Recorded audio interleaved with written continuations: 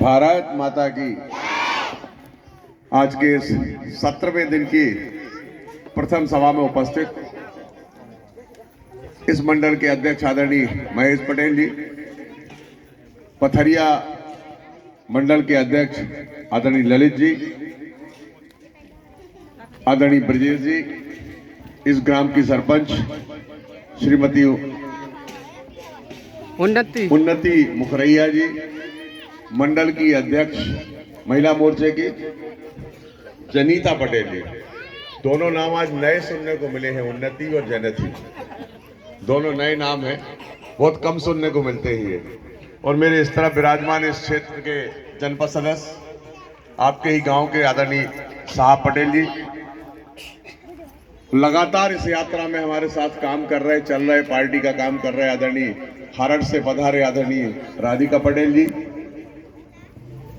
सांसद प्रतिनिधि भाई रणधीर सिंह जी, उपस्थित सभी अधिकारी कर्मचारीगण, माताएं बहनें भाइयों एवं प्यारे प्यारे बच्चों। जैसा महेश जी कह रहे थे कि विकास यात्रा का मतलब सिर्फ ये नहीं है कि हम अपनी बात कहने आए हैं। अभी ना कोई चुनाव है ना कुछ है, लेकिन आपके बीच में आकर के आपकी समस्याएं और जो जन कल्याणकारी योजनाएं चल रही हैं वो आप तक बराबर ठीक से पहुंच रही कि नहीं पहुंच रही। अगर उसमें कोई कमी है, कोई त्रुटि है तो उसको ठीक करने का काम करेंगे। और जो योजनाएं हैं उनकी सही तरीके से जानकारी आपको है कि नहीं है, उसकी जो बारीकियां हैं वो आपको बताना आए हैं। और साथ साथ ये कि उनका लाभ कैसे लें। कल हम लोग मारा में थे, वहाँ बहुत देर तक सभा के बाद, मंच के बाद लगभग 1 घंटे तक हम लोग रहे। और वहाँ जब रुकने के बाद बहुत सारी चीज़ें सामने आई कि लोगों को क्या क्या चीज़ों की जानकारी नहीं है। वही बातें हम लोग आपके बीच में रखने आए हैं और ये निवेदन करने आए कि जो सरकार की योजनाएं हैं उनका अधिक से अधिक लाभ लें, क्योंकि सरकार ने योजनाएं इसलिए बनाई हैं कि आप तक लाभ पहुंचे। और ये सरकार लगातार 18 साल, बीच में अगर 15 महीने को छोड़ दें तो लगातार 18 साल से इस प्रदेश में सरकार है, माननीय शिवराज जी के नेतृत्व में काम कर रही है। और जब आशीर्वाद आपका बार बार मिलता है तभी ये सरकारें बनती हैं, क्योंकि जनता ही जनार्दन है। और जनता जब आशीर्वाद देती है तभी कहीं हम जाके आगे काम कर सकते हैं। और जनता नकारती है तो कोई कितना ही बड़ा अच्छा हो, कितना अच्छा हो, लेकिन वो काम आगे नहीं कर सकता।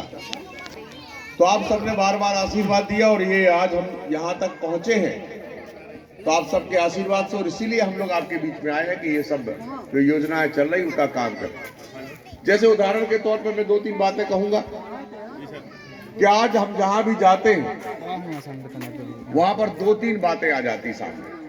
कोई भी नेता है, मतलब मेरे से मतलब नहीं, कोई भी आता है तो 2-3 बातें लोग आके खड़े होकर और बात करते हैं। पहली बात आती है, बेटा थोड़ा सा, पहली बात आती है कि हमें कुटीर नहीं मिली या हम कुटीर में नाम नहीं आओ। पहली बात ये होती है। दूसरी बात होती है हमें पेंशन नहीं मिली। और तीसरी बात ज्यादा से ज्यादा राशन की पर्ची। इसके आगे कुछ कोई न कभी कहता है कि पुल बना दो, पुलिया बना दो, या ये कर दो, वो कर दो, कोई कभी नहीं कहता।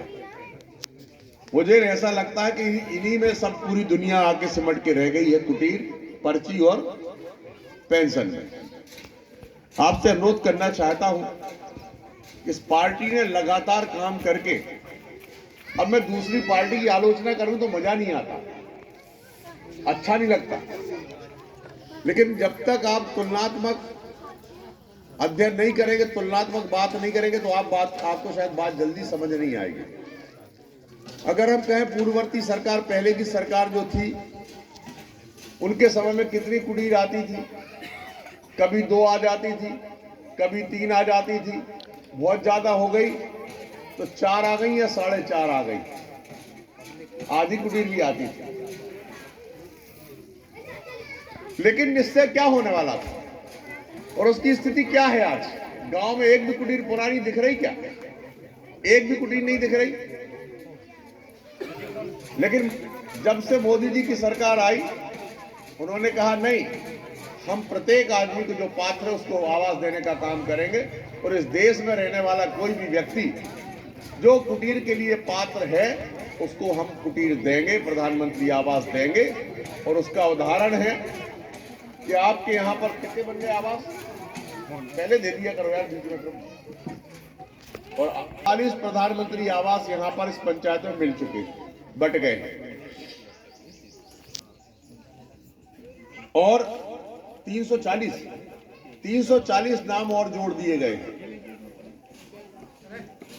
अब लोगों को जिनके नाम जुड़े हैं शायद उनको बहुत लोगों को पता नहीं होगा, इसलिए भी कई बार वो आ जाते हैं कि हमारा नाम नहीं है, हमें नहीं मिली।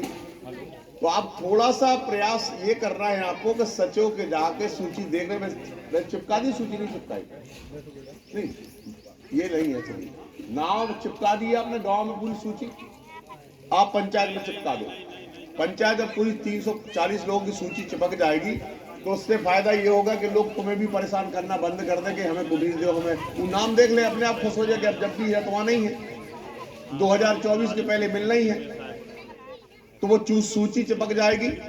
उसके बाद भी कुछ लोग रह गए होंगे, जो रह गए हैं वो सिर्फ इतना काम करें, अपना आधार कार्ड और समग्र आईडी ये दोनों लेके सचिव को दे दें, ताकि जब अगली बार पोर्टल खुलेगा तो वो नाम जोड़ने का काम होगा।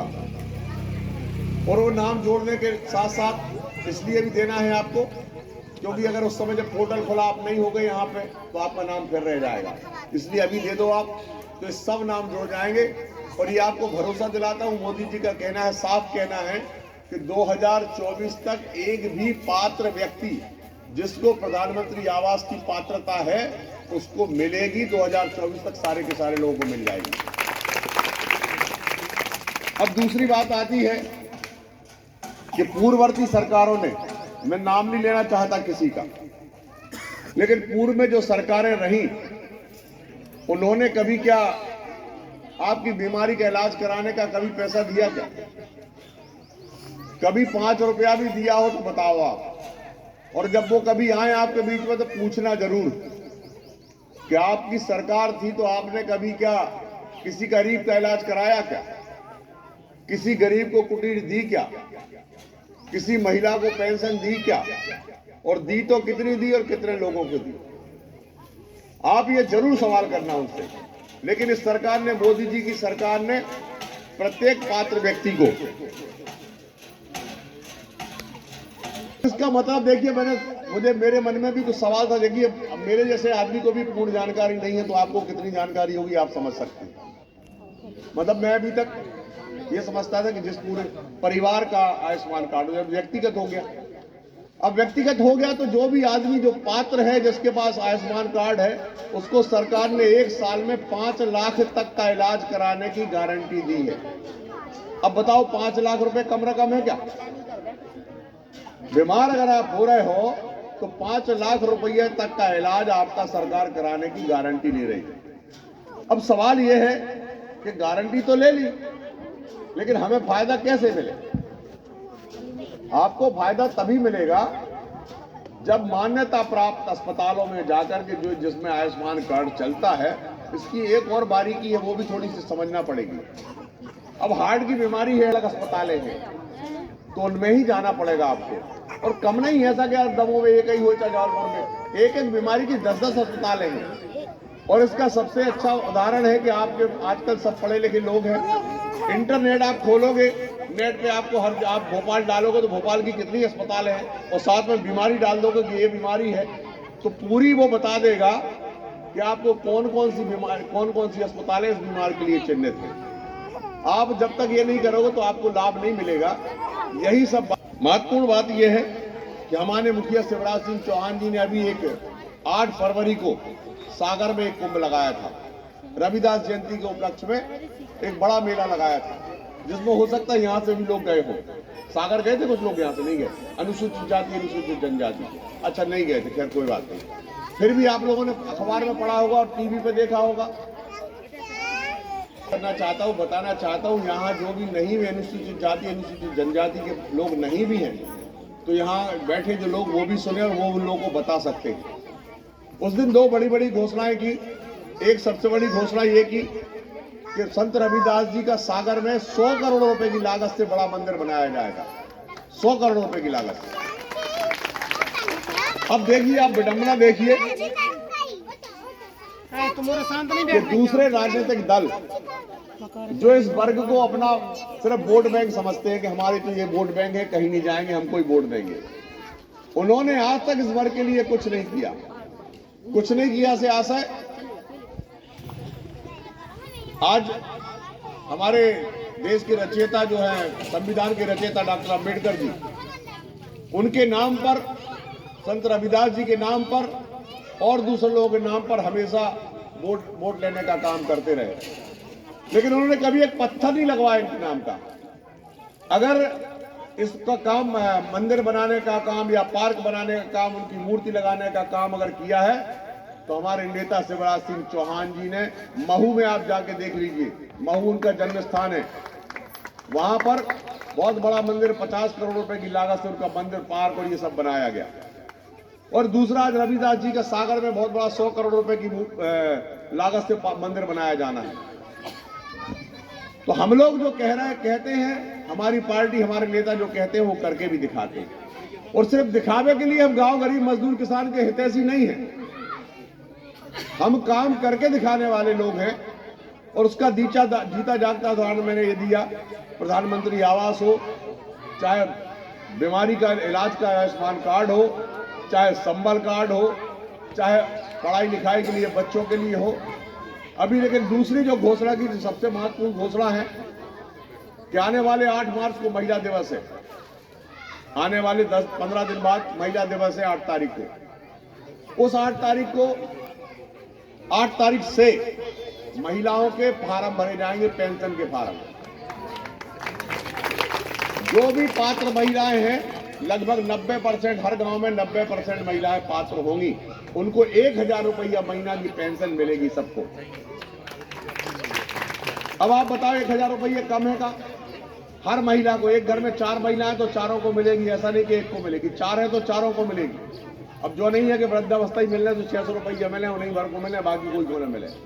जो बहू हैं उनको भी मिलेगी, पात्र भर होना चाहिए। पात्रता का बहुत बड़ा मापदंड नहीं है, जितनी अभी मुझे जानकारी उसके हिसाब से नौकरी न करता हो कोई घर परिवार में, इनकम टैक्स ना भरता हो कोई घर परिवार में, और 5 एकड़ से कम जमीन हो, यानी 5 एकड़ से कम जमीन जिनकी है उनको, और जिनके पास नहीं है उनको तो मिलना ही मिलना है।